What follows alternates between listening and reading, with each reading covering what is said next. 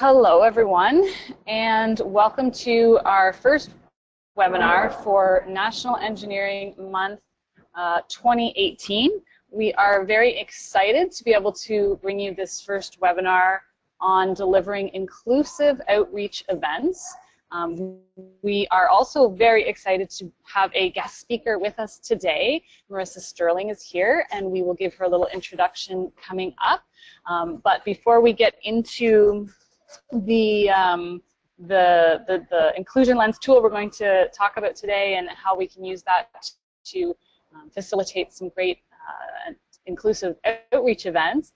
Just wanted to give you an overview on National Engineering Month itself. So now National Engineering Month is happening in March, so it's been going on for quite a number of years now. As I mentioned, it is a national campaign, so it happens across the country. Here in Ontario, we do things a little bit differently. We actually manage this campaign with a coalition of organizations. So just wanted to spend a couple minutes recognizing them for all the great work that this committee has been able to come together and bring forward to the general public. So you can see their logos down at the bottom of the slide there. The first one on the list is OSET. That's the Ontario Association of Certified Engineering Technicians and Technologists. Also, we have the PEO, Professional Engineers of Ontario. We have Engineers Without Borders Canada involved, and we also have the Ontario Society of Professional Engineers that is working hard to be able to grow the campaign year over year. So we're really excited to have everyone on board for this year, which is shaping up to be the biggest and best yet. All right, so why are we here today? Diversity is a huge topic, so we're going to just touch briefly on that. It is such a big topic. We could spend hours or days or much more time probably talking about it alone.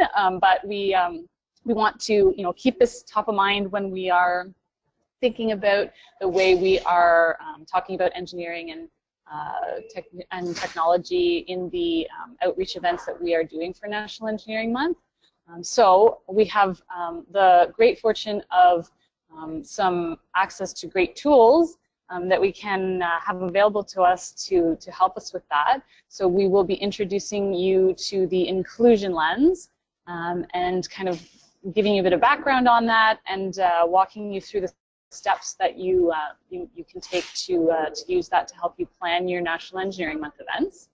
And then we don't want to leave you hanging on such a big topic. So if you are excited to learn more about diversity and engineering activities, there's a couple of links that we have embedded into this presentation. So encourage you to check those out. There was a great webinar that we did actually as part of the NEM 2016 campaign with the guest speaker, Dr. Crystal Tsi at the University of Waterloo. And then a nice blog post that we have available on the NEM Ontario website as well. And that's just the start. There's lots of more information available as well, but those will be made available to you. The presentation itself will be published on the NEM Ontario website, so you will have access to those links that way. Wanted to just spend a couple minutes giving you a brief introduction to us. Who are we? You can, you get to hear our voice, but you don't always get to see your face. We wish we could see all of your faces too, but nice to put a face to a name. So who are we? I am Rebecca White. I am the operations manager for Engineers of Tomorrow. So I am one of a team of 3 right now. So we are a small team that's working hard together to deliver great engineering outreach and support everyone else who's doing the same. The venture lead is Erica Lee Garcia. And we also have Carrie Boyce with us, who is our Program Development Officer. Myself, I graduated from chemical engineering at Queen's University. I'm from Kingston as well. So Queen's was a natural fit for me. I worked for quite a number of years in manufacturing, in food and pharmaceutical, and have had the fortune to work with Erica at Engineers of Tomorrow for just over a year now. and it's great to get back to doing these engineering outreach activities. It's something that I really connect to. Erica and I actually met doing engineering outreach at Queen's, so really excited to get back to that kind of stage and energy that I had with those kinds of things going on. Carrie is here with us today, so Carrie, I'll give you I'll turn it over to you to let you introduce yourself, and then we will give a brief introduction of Marisa. Sure thing. So I'm Carrie. Hello, everyone. I am the Program Development Officer, as Becky said. I'm from the UK originally, where I specialised in youth and public engagement with STEM, so science, technology, engineering, and maths. And I have a particular interest in improving diversity and inclusivity in STEM, so it's a real treat to be joining the webinar today. Awesome, thanks, Carrie. And welcome, big welcome to Marisa Sterling, who you can see is the Assistant Dean for Inclusion and Diversity at the Lassonde School of Engineering. Marisa, I'll sort of let you take over from here, give yourself an introduction, and just let me know when you need me to move on with the slides. Great, well, thank you so much, everybody. And I'm so pleased to be here and available to help everybody who is putting lots of effort into making March always a standout month here in Ontario and in Canada around National Engineering Month. For background, I'm a chemical engineer and also somebody that used to support the chapters of PEO in Ontario and the PEO Education Committee to support the NEM activities, and I'm so pleased to see the partnerships happening between so many organizations now that are sharing this important work. And it's really important work because we're all here to provide pathways and access for all types of youth into science, technology, engineering, and math. So again, thank you, Erica, Rebecca, Carrie, for inviting me. I'm honored to be here. Do you want to go ahead and flip the slide? So I'm here to share with you over the next half hour a tool that we highly encourage you to consider using to just add a little bit of extra to the great events that you're running to ensure that they're as inclusive as possible. And we all really want to accomplish this, and in some cases we just don't know exactly what to do or if we're doing the right things.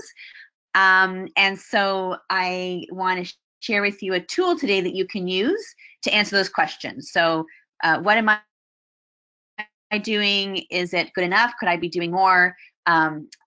Is the purpose of it.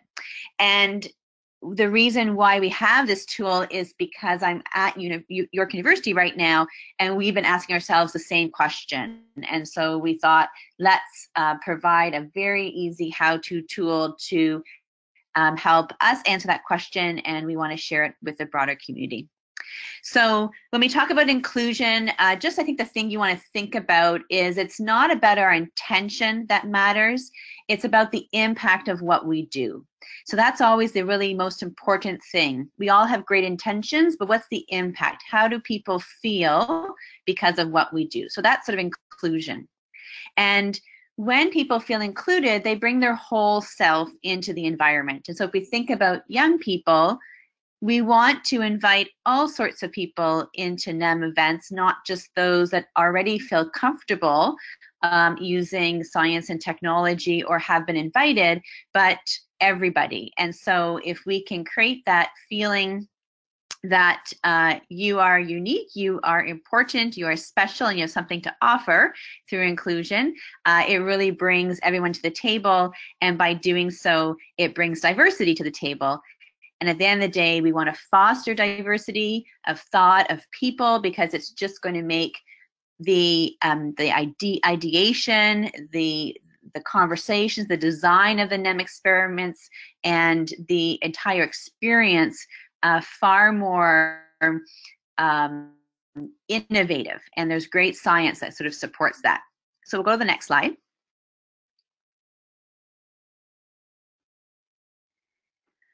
So as I mentioned, we want to be inclusive and in most cases we intend it with what we do, but the question is it working? And the inclusion lens is developed as a step-by-step tool, an online tool.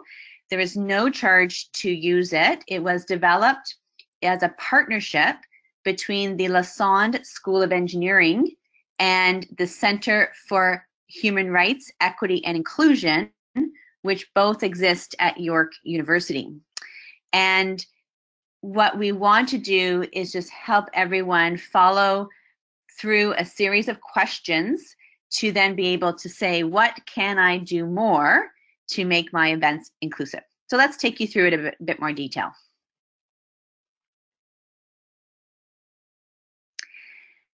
You may have seen something like this previously. So the idea of a lens is not necessarily unique, but what's unique in this case is the fact that it is online, it's constantly updated, it's open and available for anybody, and in fact it's also open for feedback and constant consultation and improvement. We did research previous lenses, and the Ontario Public Service had done some work as well. And we use that as a foundation for this lens, but added in a lot of other pieces as well. So it is fairly comprehensive. And so you may see lenses in other environments, and hopefully what you'll see is this one is very comprehensive of all of those sorts of tools. And like I said, as a community, we would love to continue to improve it.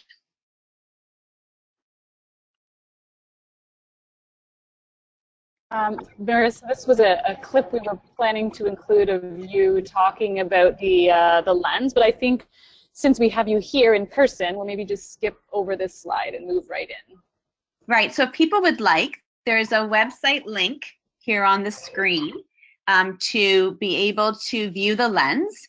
The link is inclusionlens.yorku.ca. You can also search, do a Google search for Inclusion Lens York University, and it will bring up the video, so you could also watch that online in the future. But if you go to inclusionlens.yorku.ca, this is what you're going to see. So the website takes the process of event management into 4 easy steps.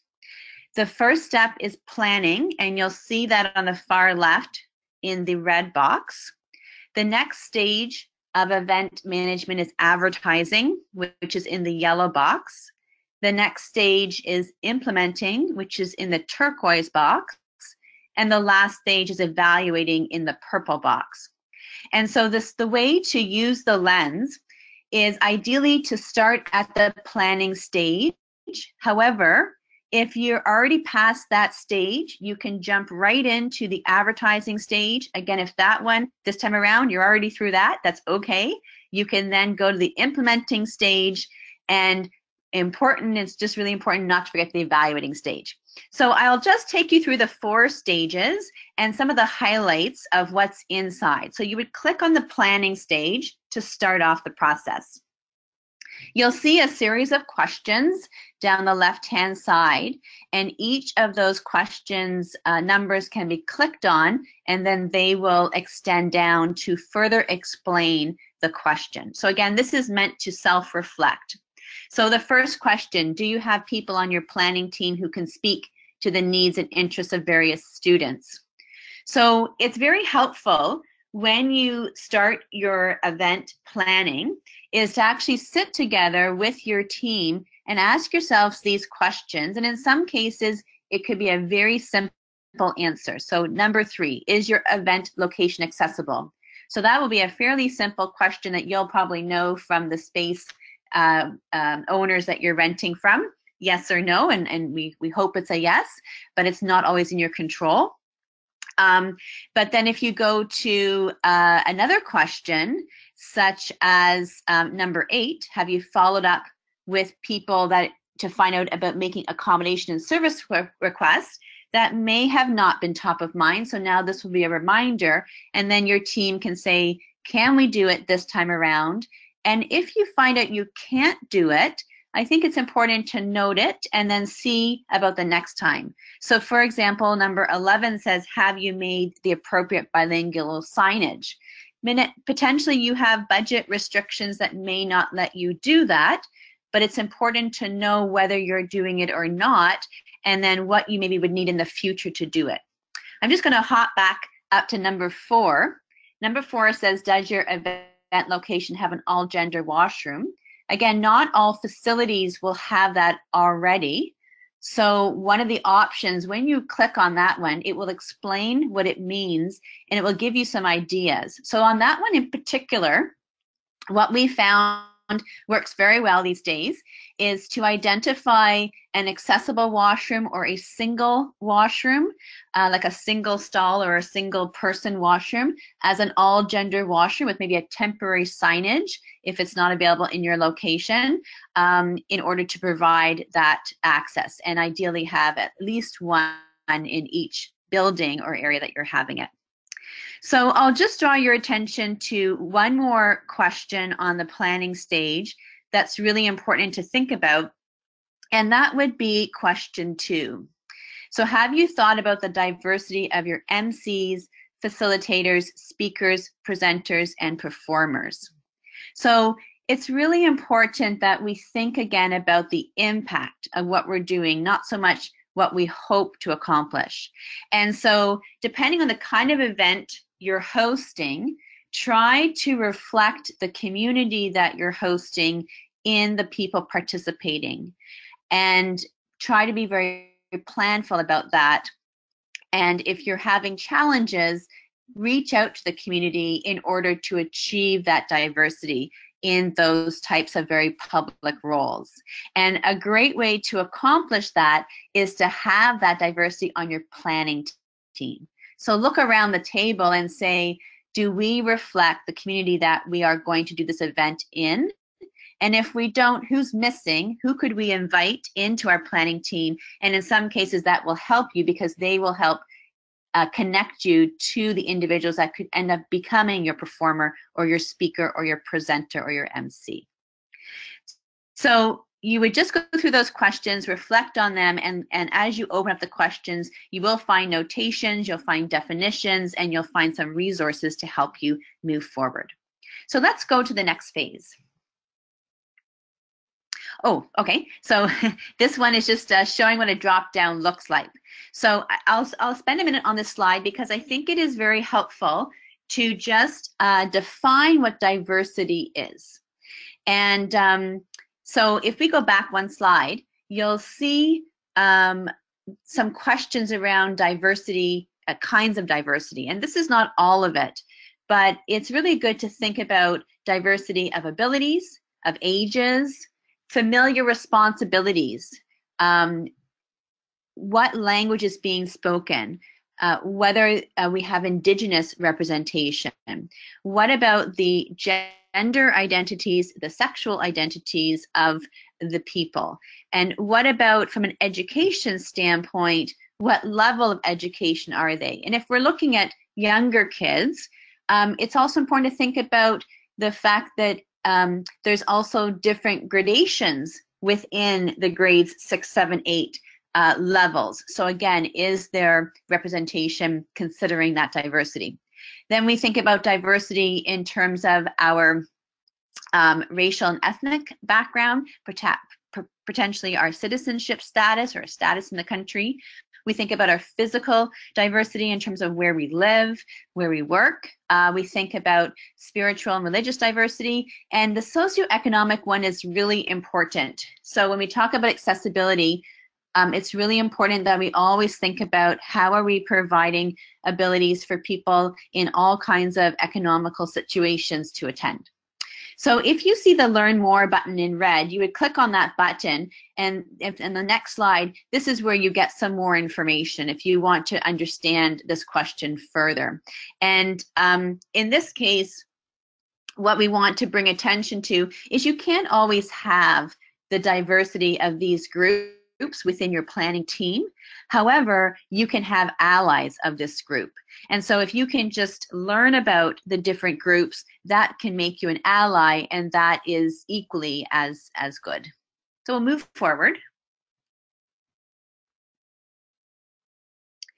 We've talked about accessible locations. We can move forward. So from an advertising perspective, again, a series of questions are here for you to reflect on.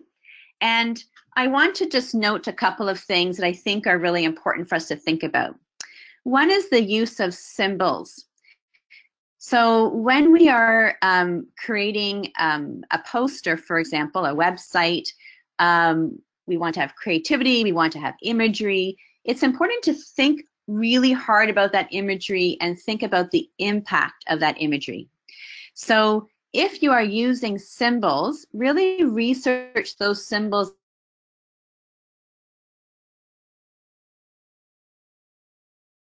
and understand what they are, in fact, having a positive impact that you want to get from that communication.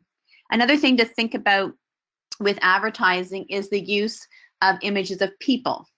So when we show photos or images of people working together, then we are representing a certain look of individuals. And is that representative? And in some cases, it's very hard for a photo or an image of people to really show the community that you want to reflect. And so in some cases, it's actually recommended not to use images of people because inevitably one will be left out. And we really don't want to do that. So you may want to look at creating artwork and imagery that does not include people and includes other ways of trying to show that diversity. We can flip forward.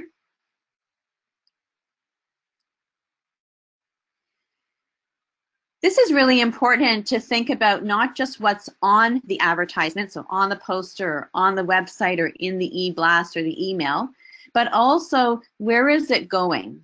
And I always encourage people to think about where have we not advertised? Who has not had a chance yet to see what we're doing?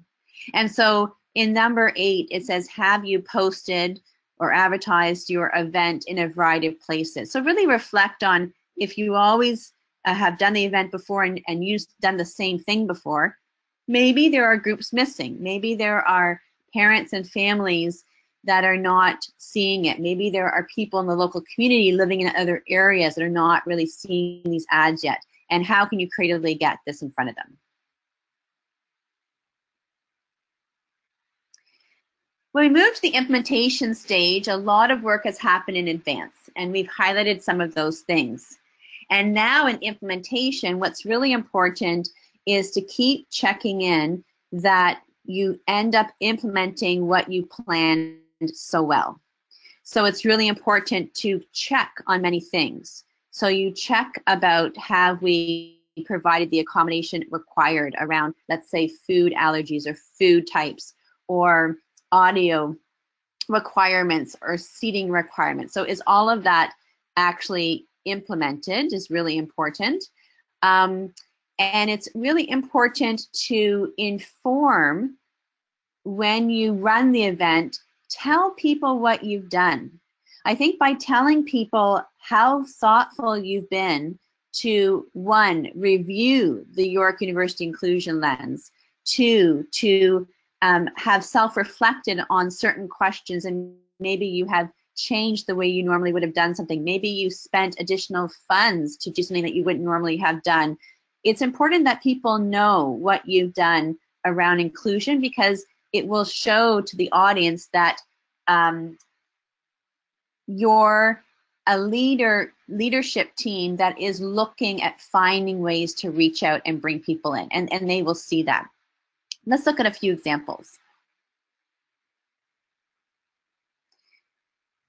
So when we talk about accessible setup, quite often we certainly think about entrances and exits to buildings, and ramps and elevators is really important. We've talked about the gender neutral washrooms. But it's also really important to think about things like sound. And I always encourage to always use a microphone. Even if you have a very strong voice, maybe a more intimate small group, always use a microphone, because you don't know who needs additional assistance around audio. And instead of them having to ask for it, you already provide it. So I really highly recommend microphones used all the time. Another thing to think about around accessibility is that the ideal world is that anyone can come to your event without pre-registering and telling you that they need assistance, and the event accommodates them. And so something to think about, and in some cases there is some additional cost. So we talked about the sound and the microphones. There's also lighting, so it's really important that the lighting is in a way that people can see, so they can see your presentation, or they can see the activity. Sometimes if the lighting is too dull, it's hard for people to see. Another piece of it, though, is if that person needs to use some assistance, how can they do it without you knowing it? So for example, if that person needs to use a screen reader, how are you providing the technology for a screen reader to connect into your activity without knowing that there's somebody that has to connect to it? So for example, if there's somebody that is hearing impaired and they would need to be in front of an ASL, American Sign Language individual, in order for them to understand the presentation because of their hearing impairment, then they need special seating at the venue, and it's identified that that person needs help. And in fact, a better way to do it is to provide instead assisted listening, so that they don't need to have you don't have special seating, and they don't need to have the ASL person, but anybody can use their own screen reader from any place in the event, and they can still participate. So it's just thinking about how to provide the accessibility in a way that ultimately doesn't actually need special attention. Anyone who comes in can always use the space. And of course, things here about, cables and cords and stages being stable, that's important. But another thing I'll share with you about the accessible setup is really pay attention to presentations in terms of font sizes, in terms of good contrast, in terms of providing paper copies to be read as well as ones to be looked at. So provide information in multiple formats in order to allow many people to access it. So some will want to maybe read it on a screen, some will want to read on paper, some will look up at a screen. Everyone will be in a different environment. And so on that piece, you'll notice under advertising, there's some really solid links to some great guidelines about how to make presentations accessible. And I highly recommend people look at that. Let's move on. So I talked before about the importance of telling people what you've done. And so I really recommend at the start of your event that you take a moment with your team and tell people how you've gotten to this day, and explain to them what's going to happen at the event.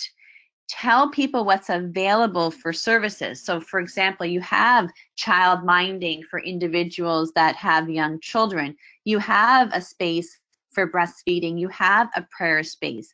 And in fact, it's not hard to do. You just need a private room. It can flex. It can be both a prayer space and a breastfeeding space, for example, in order to make it available. But it needs to be signed and identified, of course. So inform people what's available so they know what services they can use. Inform them when they're going to be fed so that they can prepare. A diabetic or somebody who needs to eat at certain times needs to know when this is going to happen. We usually tell people where the washrooms are, but inform them of any other special services that are available. Tell them that they will have the audio on microphone. Tell them where they can speak into a microphone to interact with you. Let them know how long the event is. This is really important. Think about how busy our lives are. And so when we decide to go to an event, we need to know not just when it starts, we need to know when it ends. And we need to know if there's any breaks, because we might have commitments right afterwards. And so if we know the end time, then we know we can make it. But if we find out that the event ends later, then now we are going to have to cut the event short. And it's always important to stay on time. It's critical, because people have planned to come to your event. They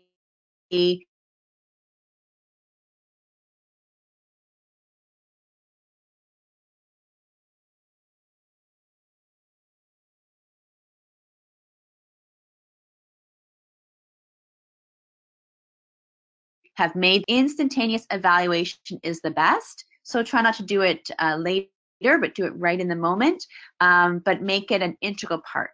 So I guess the summary here is to introduce what you've done, explain that you've used the York University Inclusion Lens and what changes you have made, and maybe things you'd like to do in the future now that you've learned about it or get feedback. And people will really, really respect the effort you've put to make them feel welcome. So the last stage is evaluating. We'll just go briefly through this.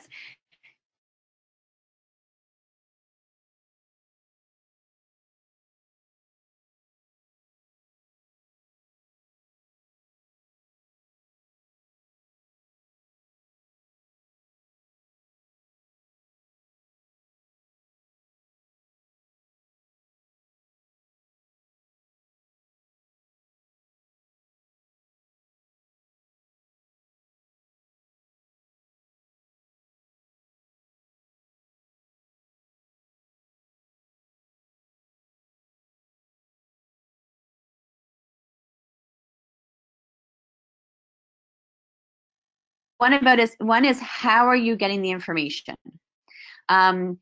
You can do it many ways, and the recommendation is to do all of the ways.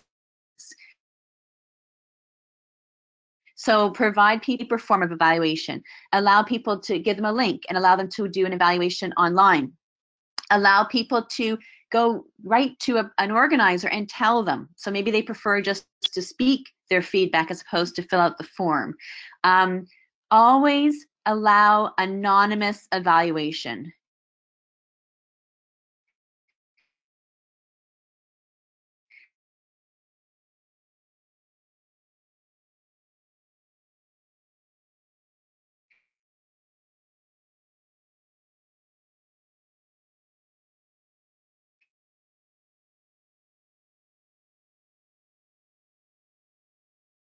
The most, I'm going to answer that question to keep going. The research shows that it's really best not to force an evaluation. Keep it open, allow people to answer whichever questions they want to, and leave the ones they don't. That's an integral part of evaluation, is to see how your participants what it is that they want to tell you about. They don't necessarily want to tell you about everything. They want to tell you about only the things that are important to them. So multiple formats of evaluation. In the moment, have it available right at the event so it can be done at that point in time, and make it not mandatory. So no mandatory questions, no mandatory information, personal information. It's open and available, but you'll get richer evaluation when you do that. Let's look at the next slide. So this is really important, that when you do an evaluation, we always ask participants, but have you asked the volunteers, the planning team, the staff, the presenters that you had, the performers, the MCs? So make sure that your evaluation is much broader than just the people that you invited to participate in the event, your audience, because you'll also get much richer information if you include everybody that was a part of that event.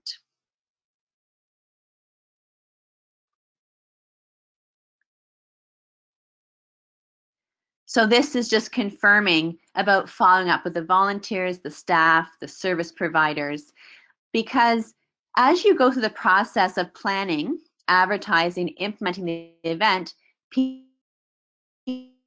will assume along the way that certain things are happening. And so that's why this feedback is so important, because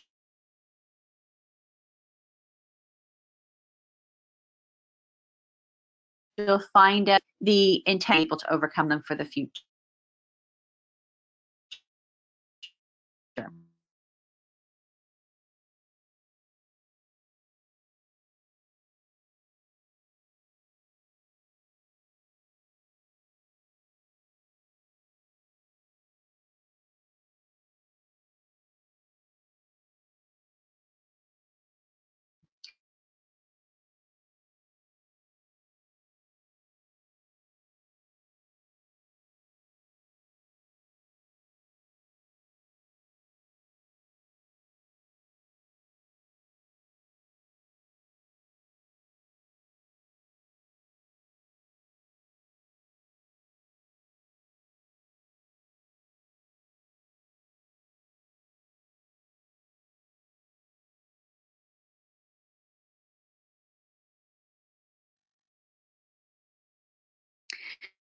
So with the lens, you will find references to some forms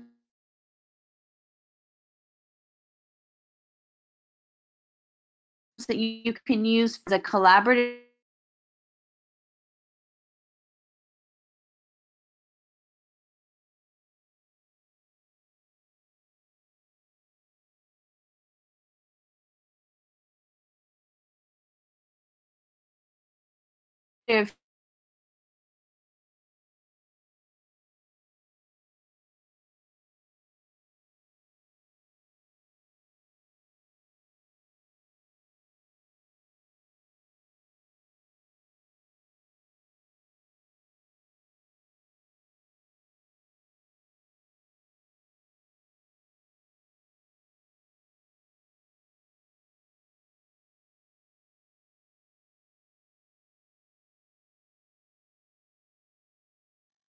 one that is very thoughtful and considerate and is really reaching out and is trying to engage everybody within engineering, and I think that's our goal. Thank you very much, Marisa. My pleasure. Great. And for those of you who are listening and you know what a NEM event scorecard is, great. You should have all received an email from me with a link to your scorecard.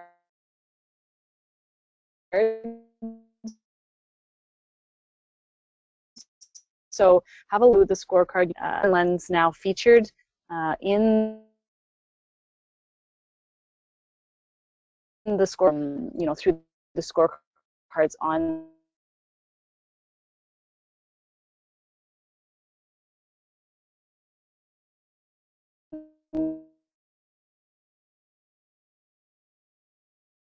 the York University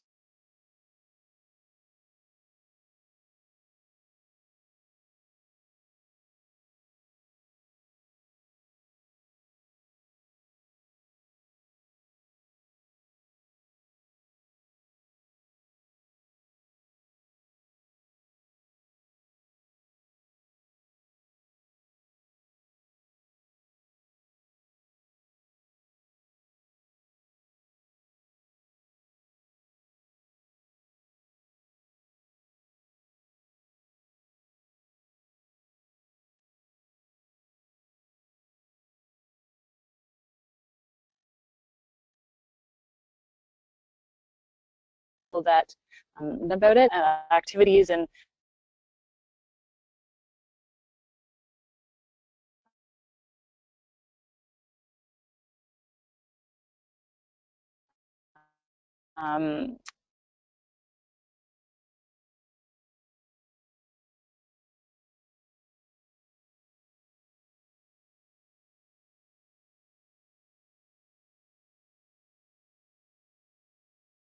all of, to do that, you can send it to our NEM Ontario at EW address.